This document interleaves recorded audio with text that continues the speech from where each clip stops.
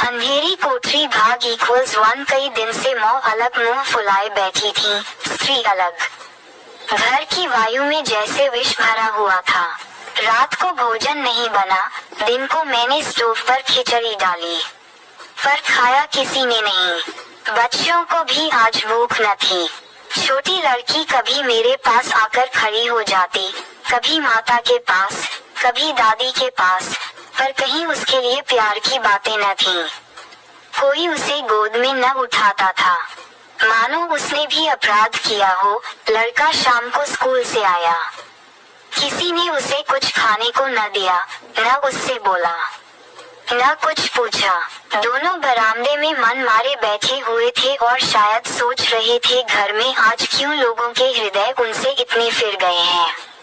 भाई बहन दिन में कितनी बार लड़ते हैं, रोना पीटना भी कई बार हो जाता है, पर ऐसा कभी नहीं होता कि घर में खाना न पके या कोई किसी से बोले नहीं। ये कैसा झगड़ा है कि 24 घंटे गुजर जाने पर भी शांत नहीं होता। ये शायद उनकी समझ में न आता था। झगड़े की जड़ कुछ न थी। इम्मा ने मेरी बहन के घर तीजा भेजन के लिए जिन सामानों की सूची लिखाए, वह पत्नीजी को घर की स्थिति देखते हुए अधिक मालूम हुई। इम्मा खुद समझदार हैं, उन्होंने थोड़ी बहुत काट छांट कर दी थी, लेकिन पत्नीजी के विचार से और काट छांट होनी चाहिए थी। 5 साहिरियों की जगह 3 रहे, तो क्या बुराई है। खिलौने इतने क्या होंगे, इतनी मिठाई की क्या जरूरत।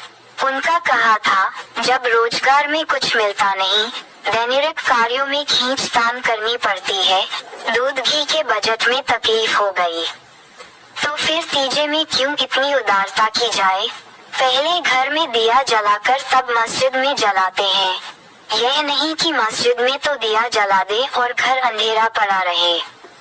इसी बात पर सास बहू में तकरार हो गई, फिर शाखें फूट निकली, बात कहां से कहां जा पहुंची, गले हुए मुर्दे उखाड़े गए। संयुक्तियों की बारी आई, व्यंग्य का दौर शुरू हुआ और मौनलिंकार पर समाप्त हो गया।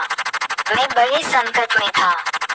अगर इम्मा की तरफ से कुछ कहता हूँ, तो पत्नीजी रोना धोना शुरू करती हैं, अपने नसीबों को कोसने लगती हैं।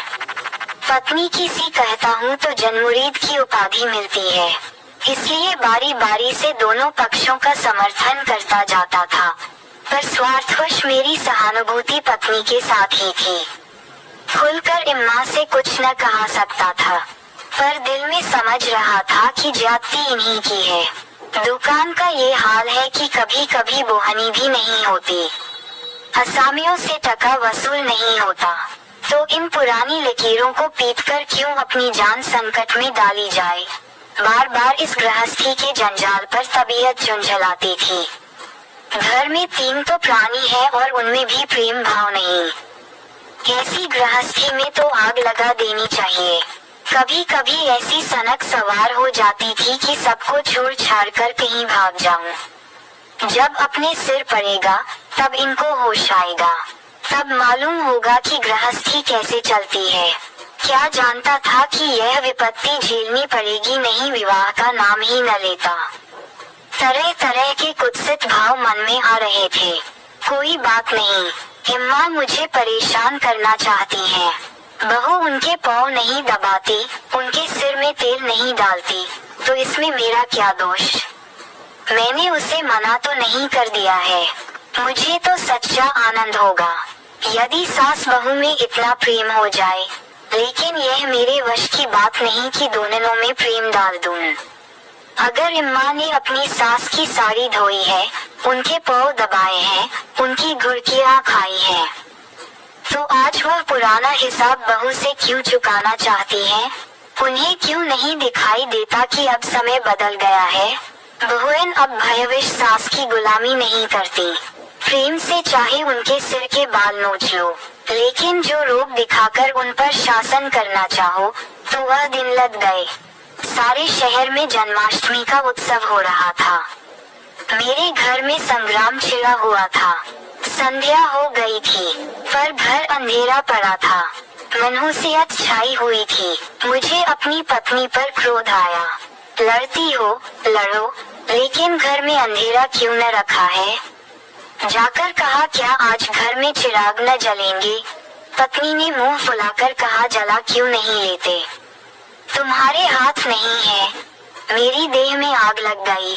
बोला, तो क्या जब तुम्हारे चरण नहीं आए थे तब घर में चिराग न जलते थे? हिम्मा ने आग को हवा दी नहीं, तब सब लोग अंधेरे ही में पड़े रहते थे। पत्नी जी को इम्मा की इस टिप्पणी ने जामे के बाहर कर दिया। बोली, जलाते होंगे मिट्टी की कुप्पी, लालटेन तो मैंने नहीं देखी। मुझे इस घर में आए 10 साल हो गए।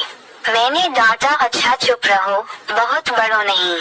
ओहो, तुम तो ऐसा डॉट रहे हो जैसे मुझे मोल लाए हो। मैं कहती हूँ चुप रहो। क्यों चुप रहूं? अगर एक कहोगे तो 2 सुनोगे। इसी सका नाम पतिव्रत है। जैसा परास्त होकर बाहर चला आया और अंधेरी कोठरी में बैठा हुआ उस मनहूस घड़ी को कोसने लगा जब इस कुलच्छनी से मेरा विवाह हुआ था। इस अंधकार में भी 10 साल का जीवन सिनेमा चित्रों की भांति मेरे नेत्रों के सामने दौड़ गया। उसमें कहीं प्रकाश की झलक न थी, कहीं स्नेह की मृदुता न थी। सहसा मेरे मित्र पंडित जयदेव जी ने द्वार पर पुकारा, अरे आज यह अंधेरा क्यों कर रखा है जी? कुछ सूझती ही नहीं। कहाँ हो? मैंने कोई जवाब न दिया। सोचा, यह आज कहाँ से आकर सिर पर सवार हो गए। जयदेव से फिर पुकारा, अरे कहाँ हो भाई? बोलते क्यों नहीं? कोई घर में है या नहीं? कहीं से कोई जवाब न मिला। जयदेव ने द्वार को इतनी जोर से झंझोड़ा कि मुझे भय हुआ कहीं दरवाजा चौखट बाजू समेत गिर न पड़े। फिर भी मैं बोला नहीं। उनका आना खल रहा था। जयदेव चले गए। मैंने आराम की सांस ली। बारिश शैतान टला नहीं, घंटों सिर खाता, मगर पाँच ही मिनट में फिर किसी के पैरों की आहट मिली और अब की टार्च के तीव्र प्रकाश से मेरा सारा कमरा भर उठा। जयदेव ने मुझे बैठे देखकर कुतूहल से पूछा, तू कहाँ गए थे जी?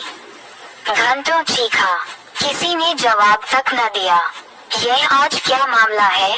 चिराग क्यों नहीं जले? मैंने बहाना किया। क्या जाने, मेरे सिर में दर्द था। दुकान से आकर लेते तो नींद आ गई और सोए तो घोड़ा बेचकर। मुर्दों से शर्त लगाकर, हाँ यार, नींद आ गई। मगर घर में चिराग तो जलाना चाहिए था या उसका रिट्रेंचमेंट कर दिया। आज घर में लोग व्रत से है ना, हाथ न खाली होगा। खैर चलो, कहीं झोंकी देखने चलते हो। सेठ घुरेमल के मंदिर में ऐसी झोंकी बनी है कि देखते ही बनता है। ऐसे ऐसे शीशे और बिजली के सामान सजाए हैं कि आंखें झपक उठती हैं। सिंहासन के ठीक सामने ऐसा फुहारा लगाया है कि उसमें से गुलाब जल की फुहारें निकलती हैं। मेरा तो चोला मस्त हो गया। सीधे तुम्हारे पास दौड़ा चला आ रहा हूँ। बहुत झनकियाँ देखी होंगी तुमने, लेकिन यह और ही चीज है। आलम फटा पड़ता है। सुनते हैं दिल्ली से कोई चतुर कारीगर आया है, उसी की यह करामात है। मैंने उदासीन भाव से कहा, मेरी तो जाने की इच्छा नहीं है भाई। सिर में जोर का दर्द है। तब तो जरूर चलो, दर्द भाग न जाए तो कहना।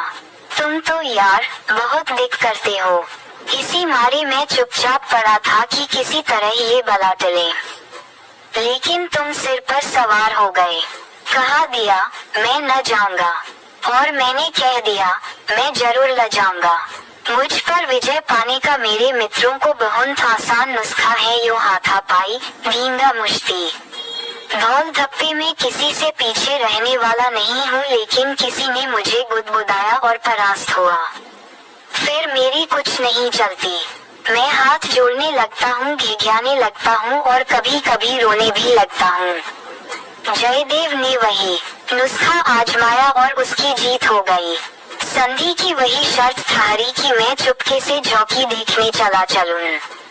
कृपया हमारे चैनल को लाइक करें और सब्सक्राइब करें ताकि नियमित रूप से हमारी सभी वीडियोस आप तक पहुंचती रहें। Please like, share and subscribe this channel. Thanks.